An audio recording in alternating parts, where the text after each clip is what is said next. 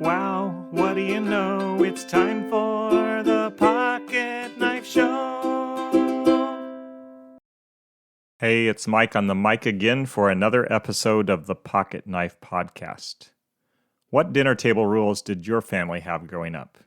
What did your parents correct every single time you did it? We had a rule at our house when our girls were young. They were not allowed to say yuck to anything set before them at the dinner table, or the breakfast table, or the lunch table. It applied to all eating situations.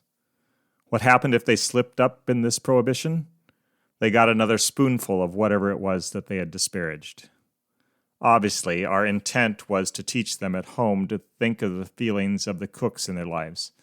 I mean, really, who wants to hear a kid sputtering outrage after a bite of the dish they slaved minutes over, nuking it?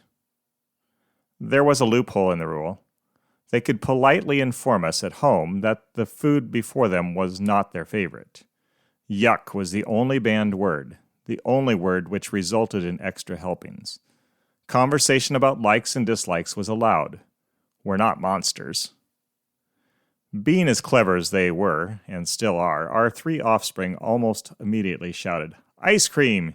Yuck!" and held out their bowls for an additional spoonful.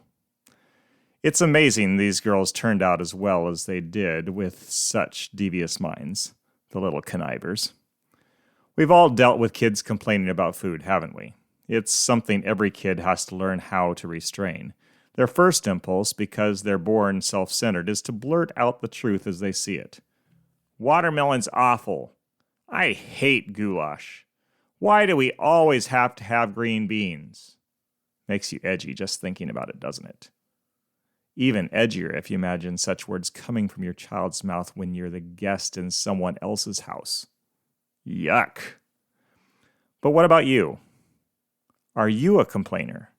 I'm talking in general now. Forget about what your kids might say or do at the table. Is whining your habit? How good are you at keeping your mumbling mouth under control? I hope you're far better at it than I am.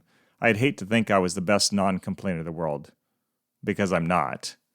We're all in trouble if I'm the best.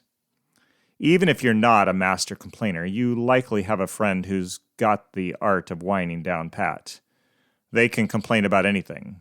They're never content, never pleased, never happy. Poor souls, their hearts are filled with grief rather than joy. What does God's word say to these folks and to each of us if our ears and minds are open to receive the truth about our tendency to speak negatively?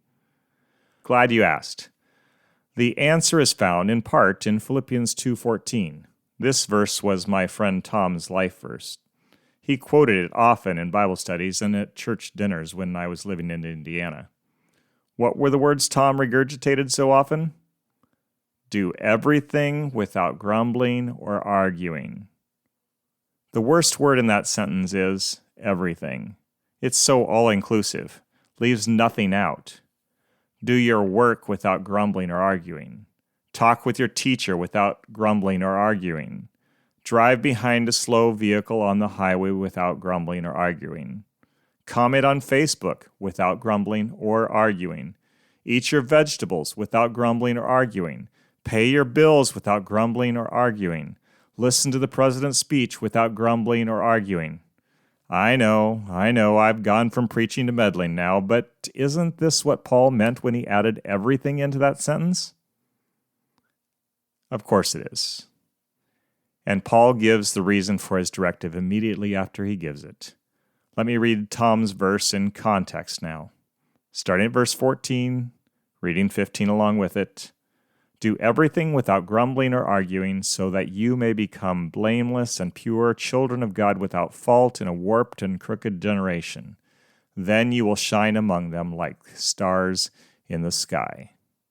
A complaint-free believer brings God glory. Think about it. Doesn't it amaze you when someone trusts God and praises Him in the middle of difficult circumstances? Their faith inspires you. It gives you hope in the midst of your own dark times. It makes sense then, if you think about it, that holding your grumbling tongue in check while you're being tested and matured will inspire others to trust God and remain faithful to Him in their trials. And their steadfast trust in turn will encourage their friends, and their friends' confidence in God will inspire still others to follow without wavering. And on and on and on and on and on and on and on it will go. Do everything without grumbling or arguing, for God's glory and the good of your friends and your coworkers and your family members and your neighbors and your own soul. Watermelon's not my favorite. Oh no, it's sad, I know. We've come to the end of the show. See you next time.